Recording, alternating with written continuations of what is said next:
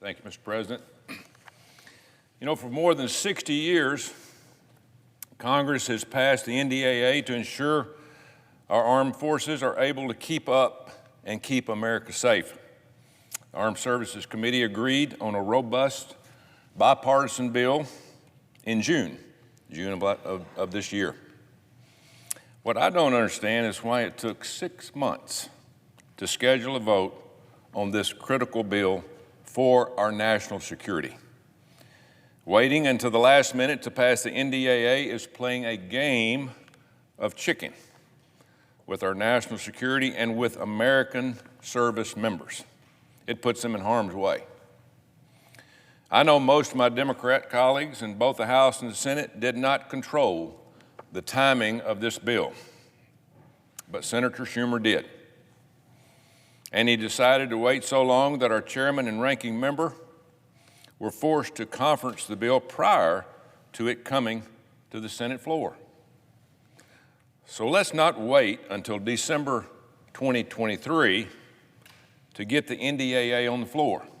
It makes no sense. Let's get the fiscal year 2024 to the floor in regular order. Because of the consequences of playing these games with the NDAA are severe. And if Congress keeps the DOD guessing, which we have all year long, when we might pass their budget, it hinders our ability to keep up with China, assert our dominance in space, keep command of the seas, and restock our missile defenses. If we fail to pass the NDAA or kick this to the next year, we should keep in mind all of these consequences. There will be no raise for service members and no spending increases to keep up with inflation. That's the reason we need to pass this bill. In short, we would be in a very dangerous situation if we continue to do this. Providing for our common defense is one of the few responsibilities mandated by the Constitution of this body. As the House moves forward with the NDAA this week, and the Senate considers the bill that they send over next week, I hope my colleagues will come together to put our common defense over partisan politics. You know, producing the military equipment and facilities outlined in the NDAA require a huge supply chain. And the pandemic revealed America's concerning dependence on foreign adversaries for items we use to produce here in the United States. Our military is dependent on imported tungsten, cobalt, and rare earth elements. In addition to the military, our nation's food supply depends on imported materials for fertilizer. Our energy supply chains are dependent on imported aluminum, copper, graphite, and uranium. All of these have been listed by the U.S. Geological Survey as critical minerals in 2018 and most recently in 2022. Many of these maxed out at 100% imports to the United States. In fact, we import 100% of our supply of 14 of the 35 critical minerals as defined by the Department of Interior. That means our domestic production of these minerals is zero. Our dependence on foreign countries is growing every day. It's putting us in a bad situation. Where are we getting our imports? Mainly from Russia, China, and their surrogates. We're importing these materials from a country waging brutal and unprovoked war on one of our allies as we speak, and another country with a human rights abuse record that is too long for me to fit into my time here today. All the while, America boasts these minerals in abundance right here in the United States. This is a disgrace. America's enormous mineral wealth is sitting right under the feet of American citizens across this country. and we're getting them from our adversaries. This is a tragic irony, similar to the perceived oil shortages in the 1970s that some of us remember. The skyrocketing energy prices, we didn't have enough oil, even though America is endowed with near limitless oil and gas wealth. We don't have to depend on anybody else. Over a 200-year supply right here in our country, but we want to get them from somebody else.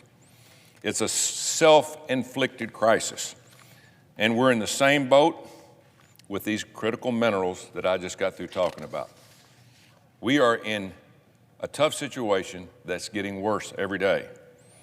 Instead of using what we have at home here in the United States, we're importing them by doing business with nations that run counter to everything that we stand for and that we value. Two of our largest suppliers, which are Russia and China. As you can see on the chart, we depend on these adversaries for huge amounts of our supply of minerals and materials we need to produce everything from batteries to pharmaceuticals. What do we do that for? We've got it right here. That means when it comes to critical minerals, we go elsewhere. We're buying from countries that don't have humane labor standards, child labor, forced labor, slave labor. It all exists as I speak here today, and the American consumer is subsidizing everything that's happening in these other countries by buying from them when we have what we need here at home. We're buying from countries that don't value our high environmental standards. China consumes 6 times. Are you hearing this, folks? 6 times the amount of coal as the United States. And we're worried about climate, and that figure is growing, not shrinking. We're buying from countries that don't value freedom and democracy. Both Russia and China use our courts, our laws, our media, our press, and our freedoms to erode trust in our most sacred institutions. We are buying critical minerals from countries that are outright adversarial to America, that seek to topple our place in the world. America earned her place in the world affairs through blood and treasure, and we have maintained that world order to the betterment of humankind. The spread of American democracy and capitalism has lifted more humanity out of misery and poverty than any other system of government or finance the world has ever seen. In 6,000 years of recorded human civilization, no system, and I mean no system, has ever brought comfort, security, and dignity to so many. Yet, our nation's economic and national security apparatus is at very serious risk today. Just as in the 1970s, except the stakes are higher given today's unstable geopolitics. According to experts at the U.S. Geological Survey, other Western industrial economies, some of whom provide critical minerals to the U.S., are also vulnerable to global mineral supply chain manipulation from these adversarial countries. Most of these countries are also reliant on imports, making their economies somewhat fragile, but none more than us here in the United States. The U.S. shuns its mineral wealth rather than wisely and responsibly produce critical minerals from America's vast geologic bounty. We have it all right here under our feet. It's possible to mine critical minerals in an environmentally responsible way. We can do that. We are the United States of America. We can do that like they do in Canada and Australia. These two allies are wise environmental stewards because they know how to both extract needed minerals and protect their environments at the same time. We can walk and chew gum at the same time. We're not behind these countries. We just don't want to do it. We can protect our environment and the national interest at the same time, and the future of this country. Just look at uranium. Clean nuclear energy powers 20% of America's power needs. 20%. In my home state of Alabama, it powers a full third of our homes and businesses. Uranium, clean and safe.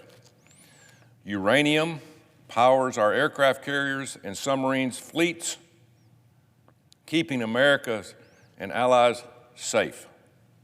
America has uranium in abundance, but our nation's uranium mining industry is on life support at 0.1% of global production.